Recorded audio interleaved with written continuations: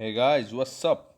So today we will discuss about merchant discount rate. Okay, merchant discount rate क्या होता है sir? और MDR भी बोलते हैं शॉर्ट फॉर्म में। बेसिकली हमने लास्ट वीडियो में थोड़ा सा इसके बारे में पढ़ा था, जो हमारी इससे पहले वाली वीडियो थी। ओके, तो MDR होता क्या बेसिकली? सर आप शॉपिंग मॉल में जाते होंगे, ठीक है, या फिर आप कोई भी मतलब बड़े से स्टोर में जाते हैं, बिग बाज़ार में जाते हैं सपोज़ आप, ठीक है। उसमें इस तरह की आपने मशीन देखी होगी, उसको पॉइंट ऑफ सेल मशीन बोलते हैं, ठीक है, कार्ड एक्सेप्टिंग मशीन भी बोलते हैं। इसमें आप कार्ड डालोगे और इसमें से स्लिप जनरेट होगी। सपोज़ आपने 2,000 रुपये की शॉपिंग की, ठीक है, बिग बाज़ार में, तो यहाँ से 2,000 रुपये की स्लिप निकलेगी। वो स्लिप आप इनको दे दोगे, जो मर्चेंट है बेसिकली, ठीक है। तो ये जो स्लिप आपने दी है, तो ये स्लिप लेके ये बंदा बैंक जाएगा, ठीक है, और बैंक इसको वो पैसे दे देगा, ठीक है। लेकिन सपोज़ 2,000 का सपोज़ आपका बिल बना और 2,000 रुपये की स्लिप निकली है, मतलब जो बिल है बेसिकली 2,000 रुपये की स्लिप लेके ये बैंक जाएगा, तो क्या इसको 2,000 मिल जाएंगे? नहीं सर। थोड़ा सा इसके ऊपर इसको कुछ बैंक को भी देना पड़ता है, ठीक है, जिसको बोलते हैं परसेंटेज ऑफ ट्रांजैक्शन अमाउंट, ठीक है, परसेंटेज ऑफ ट्रांजैक्शन अमाउंट। और इसी परसेंटेज ऑफ ट्रांजैक्शन अमाउंट को बोलते हैं मर्चेंट डिस्काउंट रेट, जो कि डिवाइड होता है तीन बंदों के बीच में, बैंक के बीच में, यानी बैंक लेता है कुछ परसेंटेज अपनी, कि भाई मेरे बैंक में आए हो तुम पैसे लेने। और दूसरा होता है वेंडर सर, जिसने ये पॉइंट ऑफ सेल मशीन लगाई हुई है, ठीक है, मतलब जिसकी है ये बेसिकली। और तीसरा होता है आपका कार्ड नेटवर्क। सपोज़ आपका कार्ड नेटवर्क, जैसे कार्ड के ऊपर लिखा होगा आपने, जैसे मास्टर कार्ड होता है, वीज़ा कार्ड होता है, रुपे कार्ड होता है, ठीक है, अभी बताएंगे आपको विस्तार पूर्वक। तो MDR क्या होता है basically? A cost paid by a merchant, merchant मतलब जो बिजनेसमैन है, ठीक है, या दुकानदार है जो भी, to a bank for accepting payment from their customer via digital means, ठीक है। डिजिटल मीन्स हो रहा है ना, ये जो पॉइंट ऑफ सेल मशीन है, डिजिटली आप पैसे ट्रांसफ़र कर दे रहे हो, ठीक है। So it is expressed in percentage of transaction amount, ठीक है। MDR is expressed in percentage of transaction amount. Suppose जैसे मैंने आपको प्रीवियस एग्जांपल में बताया, 2,000 रुपये की आपने शॉपिंग की, तो इसकी कुछ परसेंटेज ऑफ ट्रांजेक्शन अमाउंट को MDR बोलते हैं basically. It is applicable for online transactions, जो ऑनलाइन ट्रांजेक्शन होती है और जो QR बेस्ड ट्रांजेक्शन होती है, ठीक है। QR कोड पता होगा आपको यार, इस तरह से बिंदियाँ सी बनी होती है ब्लैक कलर की, उसको QR कोड बोलते हैं बेसिकली, ठीक है। Amount that merchant pays for every transaction, जो भी अमाउंट मर्चेंट पे करता है हर ट्रांजेक्शन का, it gets distributed among three stakeholder, वो तीन लोगों के बीच में डिवाइड होता है, ठीक है, वो परसेंटेज ऑफ ट्रांजेक्शन अमाउंट कौन किस किस के बीच में? एक तो बैंक, जो कि इनेबल करवाता है ट्रांजेक्शन, ठीक है। दूसरा sir vendor that installs POS machine, यानी point of sale machine. And the third one is card network provider, जैसे कि Visa, Mastercard, RuPay card. जैसा कि बैंक, पहला स्टेक होल्डर तो हो गया बैंक, जो कि जिसके मतलब डिस्ट्रीब्यूट होगा जो उनसे स्टेक होल्डर्स में, पहला स्टेक होल्डर है बैंक, दूसरा है vendor who provide point of sale machine, ठीक है, ये मशीन जो प्रोवाइड करेगा, ठीक है। ये आप देख सकते हो, ये बिग बाज़ार में आपका बैठा हुआ है बिल काटने के लिए, तो इसके पास ये पॉइंट ऑफ सेल मशीन है। ये लोग यहाँ पे कार्ड डालेंगे और इसमें से स्लिप निकल आएगी, ओके। और तीसरा स्टेक होल्डर है कार्ड नेटवर्क प्रोवाइडर, जो कार्ड में नेटवर्क प्रोवाइड करता है, जैसे कि आपका RuPay card, visa card, master card, okay, ठीक है। तो ये तीन स्टेक होल्डर्स थे। तो अभी समझ आ गया, सिंपल है। मर्चेंट डिस्काउंट रेट क्या होता है? Merchant discount rate is a cost paid by a merchant to a bank for accepting payment from their customers via digital means, ठीक है। It is expressed in the percentage of transaction amount. और तीन stake holder जिनके बीच में distribute होता है वो है bank, then vendor, and the last one is card network provider, okay. Now the question is why MDR is in news? MDR जो कि मर्चेंट डिस्काउंट रेट है, ये न्यूज़ में क्यों है? ये न्यूज़ में इसलिए है क्योंकि 1 जनवरी 2020 को ये ऐलान किया गया है जो बिजनेसेस जिनका एनुअल टर्नओवर 50 करोड़ रुपए से ज़्यादा है, यानी जिनकी सालाना आय 50 करोड़ से ज़्यादा है, they have to offer low cost digital payment options. ठीक है, वो लो कॉस्ट यानी कम खर्च वाले डिजिटल पेमेंट ऑप्शन प्रोवाइड करेंगे किनको, अपने कस्टमर्स को, और उनके ऊपर एमडीआर यानी मर्चेंट डिस्काउंट रेट भी नहीं लगेगा, will not be levied on either customers और मर्चेंट।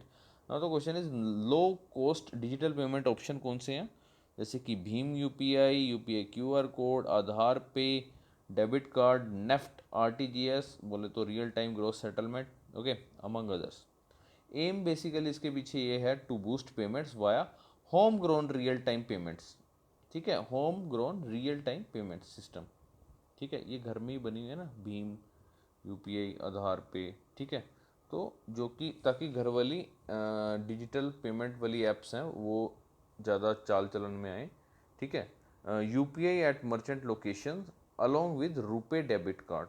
ठीक है, to promote the less cash economy. जाहिर सी बात है, डिजिटल इकोनॉमी बढ़ेगी, मजबूत होगी, जिससे प्रमोशन होगी लेस कैश इकोनॉमी की। ओके, उसके बाद आता है सर टर्म जो इम्पोर्टेंट है, इंटरओपेराबिलिटी। इंटरओपेराबिलिटी का मतलब क्या है? फॉर एग्जांपल एक छोटा सा एग्जांपल देता हूँ, उससे समझ आ जाएगा। आप लोग सपोज आपके पास है, मान लो एसबीआई का एटीएम कार्ड।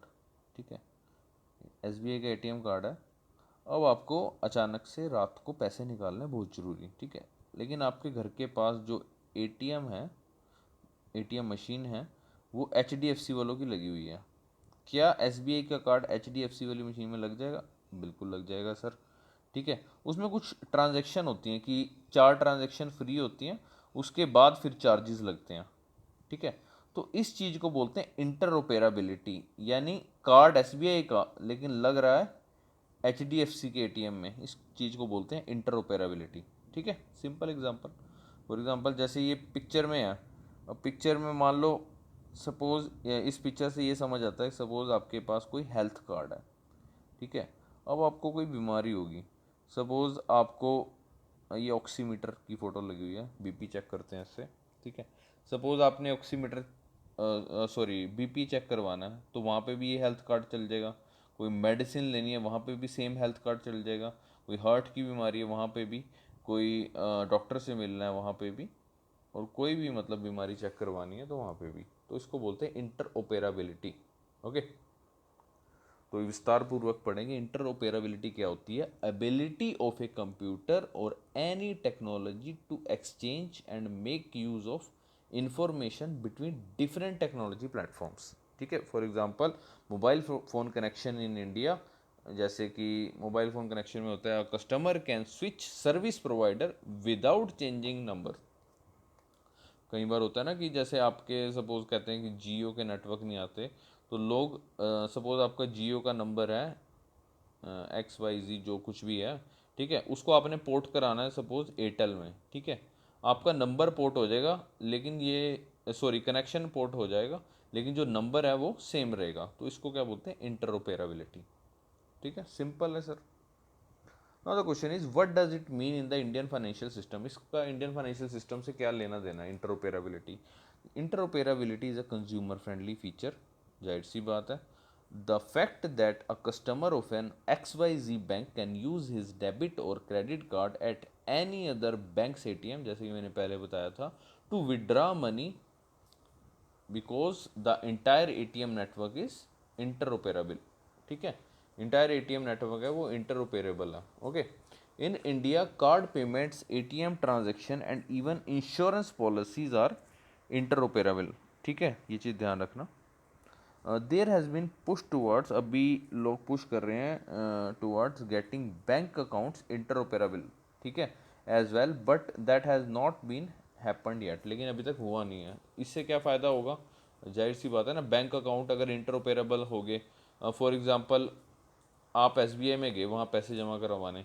ठीक है, अब आपको पैसे जमा कराने हैं एचडीएफसी वाले के खाते में। ठीक है, तो वहाँ पे भी आप पैसे जमा करा सकते हो। ठीक है, वैसे अभी क्या है, अभी के केस में एसबीआई वाली ब्रांच में ही एसबीआई वाले बंदे के पैसे जमा हो सकते हैं। ठीक है, एचडीएफसी वाले में नहीं हो सकते। लेकिन अगर ये हो गया बैंक अकाउंट्स अगर इंटरऑपरेबल हो गए तो इसके काफ़ी बेनिफिट्स मिल सकते हैं, ठीक है। आप मेरे को कमेंट सेक्शन में बता सकते हैं इसके क्या क्या बेनिफिट्स होंगे।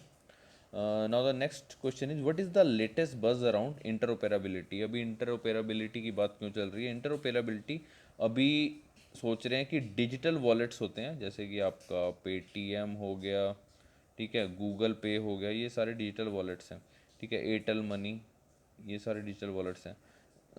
Interoperability in the space of digital wallets was not allowed by the RBI.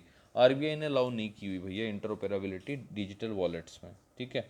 तो अभी द लेटेस्ट बज is that it could be opened up with in a short period of time. ये आने वाले समय में ये चीज़ आ सकती है डिजिटल वॉलेट्स में, इंटरऑपरेबिलिटी, ठीक है। क्योंकि अभी क्या होता है, जैसे सपोज आपने, आपके पास पेटीएम है और सामने वाले के पास गूगल पे है, वो कहता है कि यार गूगल पे कर दूँ, आपने कहा नहीं यार मेरे पास तो पेटीएम है, ठीक है। लेकिन अगर इंटरऑपरेबिलिटी होगी तो पेटीएम वाला गूगल पे को पैसे भेज सकता है और गूगल पे वाला पेटीएम वाले को, ठीक है।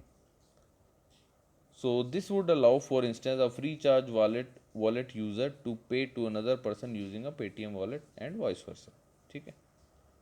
Now the question is what are the norms that regulate interoperability? वो कौन कौन से norms हैं जो इसको regulate करते हैं? Interoperability का मतलब ये होता है means different companies which are otherwise competing with each other for a larger share of the business will end up sharing resources. ठीक है।